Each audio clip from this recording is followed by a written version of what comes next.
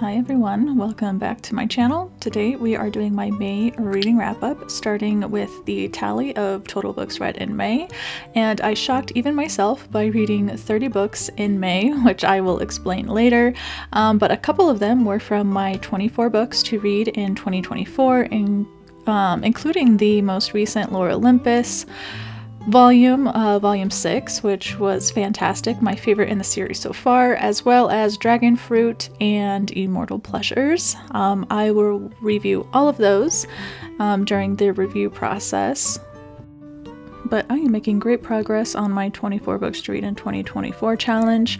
For my reading tracker, these 30 books bring my total for the year to an even 130.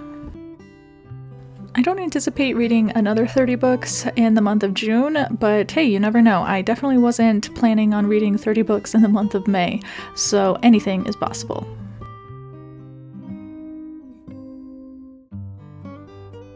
Next up are my TBRs. I was able to check off 2 of my physical TBRs, and that is Immortal Longings by Chloe Gong and Stars and Smoke by Marie Lu.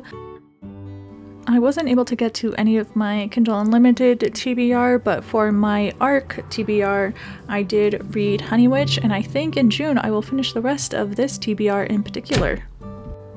For my ABC challenge, I am adding 4 new books and redoing my W, but for my D, I have Drangonfruit. For my E, I have Evocation. For my K, I have The Kingdom of Sweets, and for my L, I have Land of Milk and Honey, and then I am switching out my W with Where the Dark Stands Still.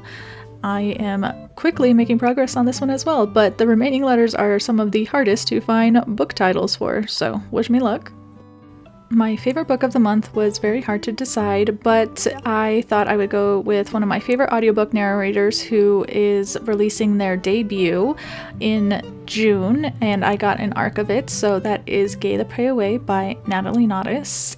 If you haven't heard of Natalie, she has narrated some of my favorite fantasy books, and I highly recommend you go and check out her debut. And then for our book club book selection, our theme was a non-binary author of color, and so we chose Freshwater by Akwaeke Emezi, and I'm sure you're familiar with some of their other books, but this is their debut.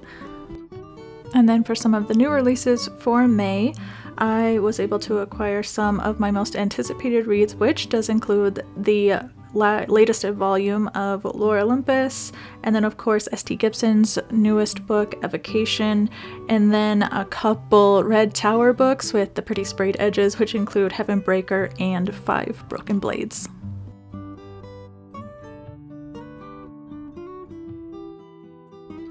Alright, and now time for my favorite part, that is making my monthly title page, where I showcase all of the covers of the books that I read. I had to buy a new pack of flower stickers because I ran out after 5 months, but now I have all of the colors, and me just trying to figure out 4 stickers to use when I have this much to choose from was probably the most difficult process. But because I read 30 books this month, and this page, the way that I have it laid out, can fit up to 32 books, I had to make my little trap door with the covers and the monthly title. But here I just chose a couple of flowers for my May title page, which after looking at it, I regret changing it up to these sparser looking flowers because the stickers that I use for the letters are white, and so there was a little bit too much of the white background for the A, but hey, you know what? Not everything is perfect. I still to this day do not like the April title page that I did, and every fiber of my being is trying not to go back and completely redo that spread. So I have to, you know, omit a bit of self-control to not redo some of the work that I do. But here we are, just laying out all of the covers for the books that I read. Again, reading 30 books in a month I know is not normal, but just some background on some of the books that I read that allowed me to do this. Quite a few of them were shorter books that you could read in a day, like these short little mystery novels that I have been reading all year long. I read one a week. They are the Campers and Criminals books by Tanya Kappas, and I think I'm on book 22. Like I said, I read one a week and I love it. It's just a fun little palate cleanser in between some of the larger books that I read.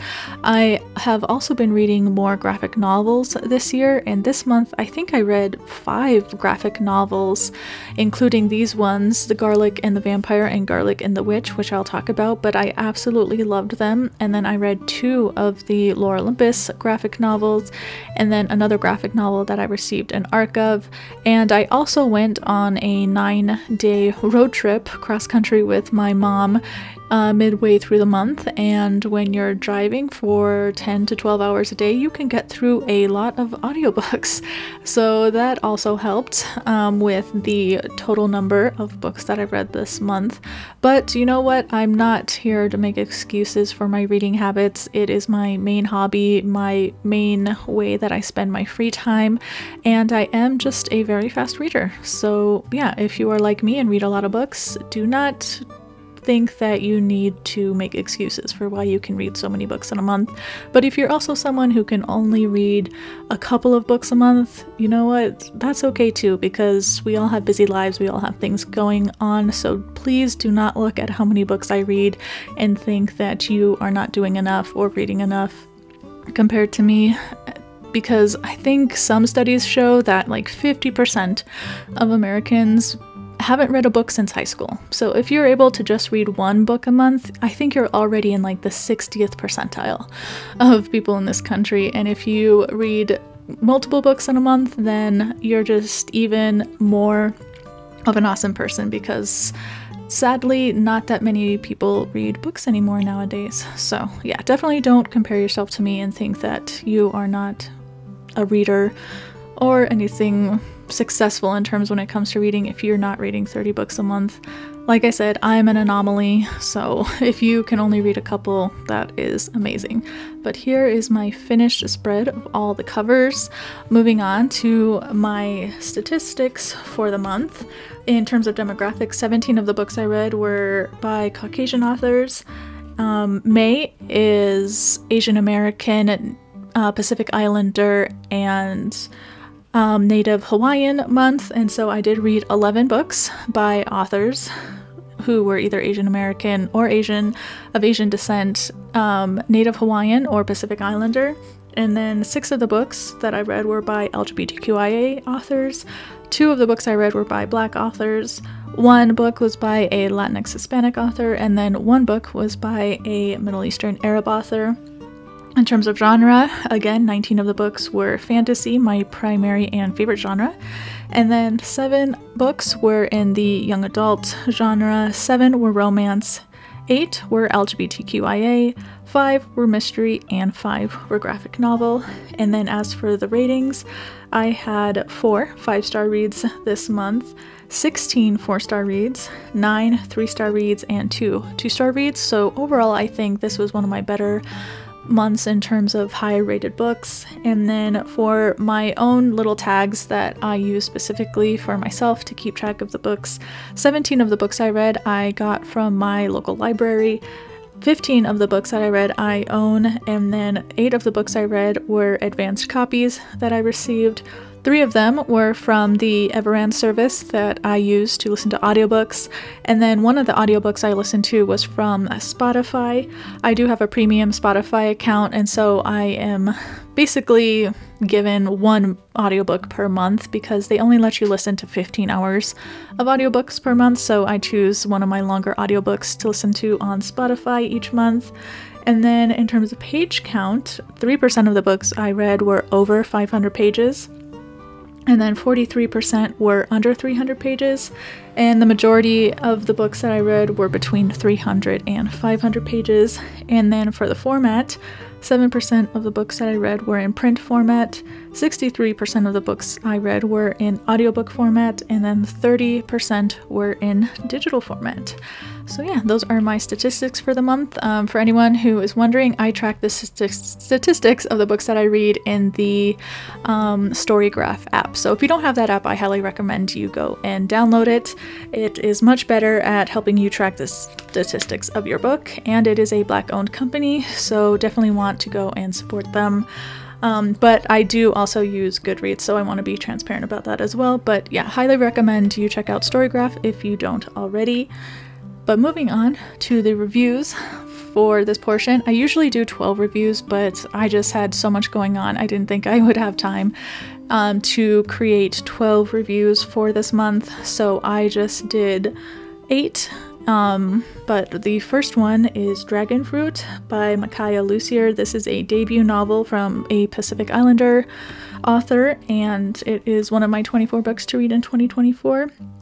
But it focuses on the story of Hanalei of Tamarind, who is the cherished daughter of an old island family, but when her father steals a sea dragon egg meant for an ailing princess, she is forced into a life of exile.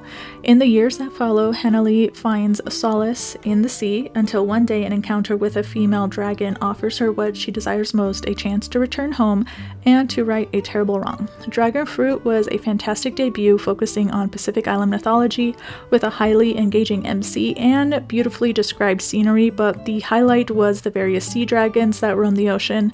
I look forward to reading more of Lucier's work. I gave this book 4 stars.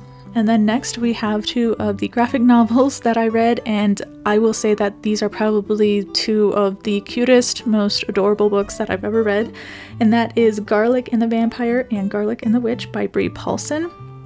Garlic feels as though she's always doing something wrong, at least with her friend Carrot by her side and the kindly witch Agnes encouraging her.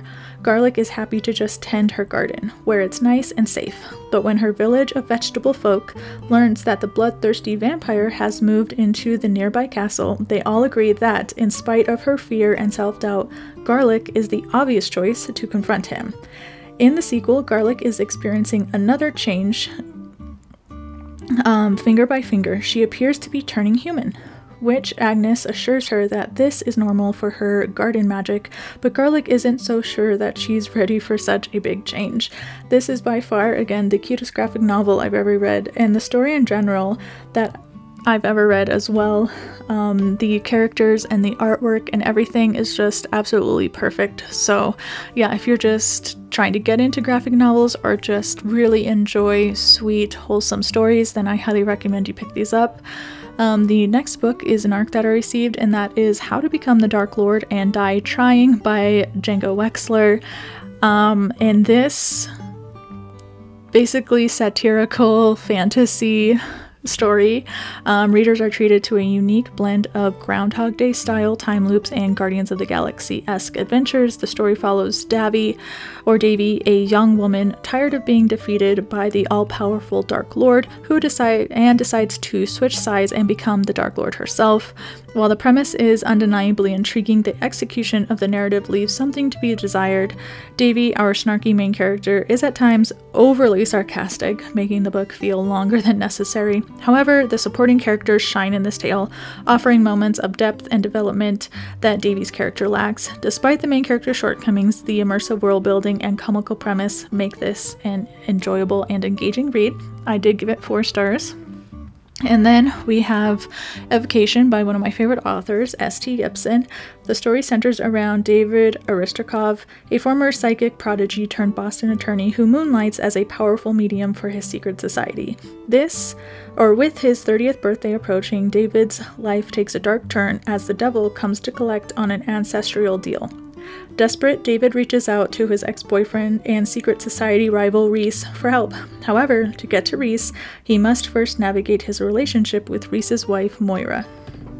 Initially, I found the slow start and occasionally awkward character dynamics to be detracting.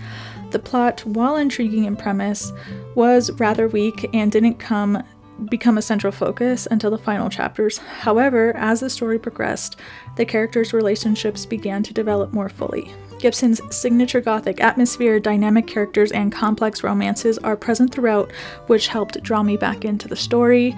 I gave it 4 stars.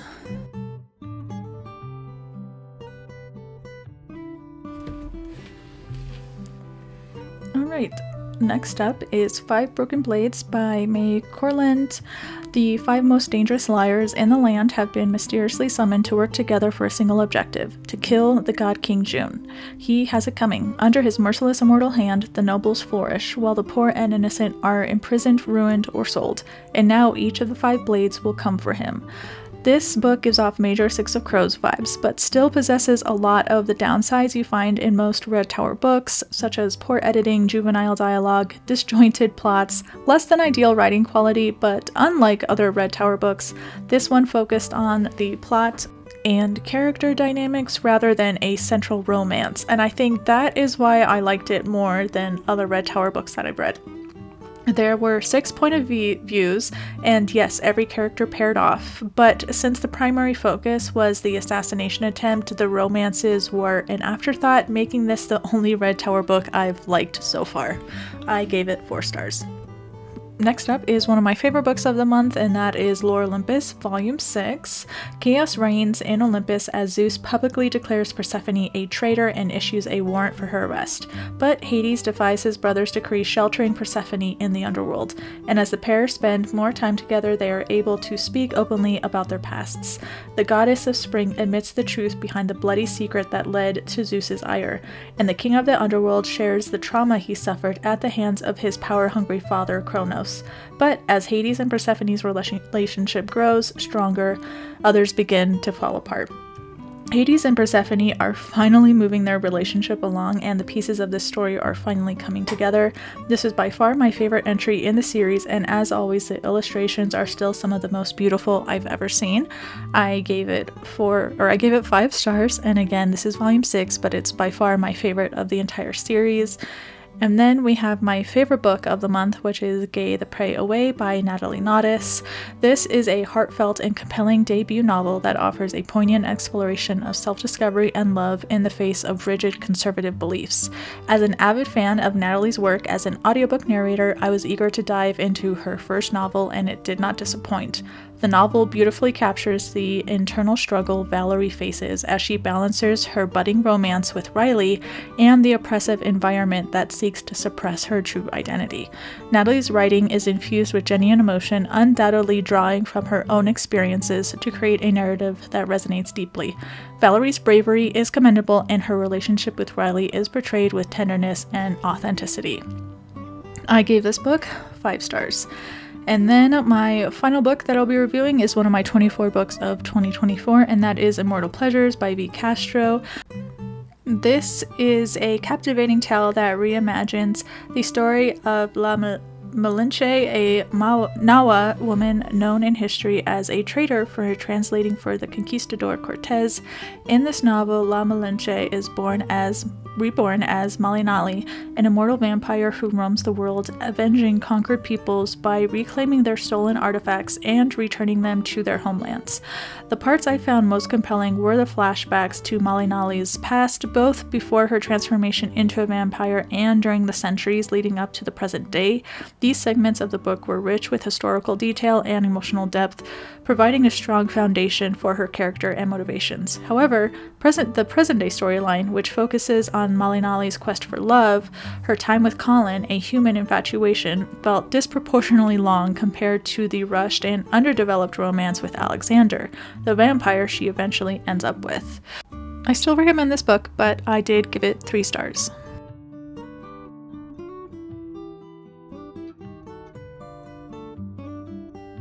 But here's my final flip through of my May reading wrap-up.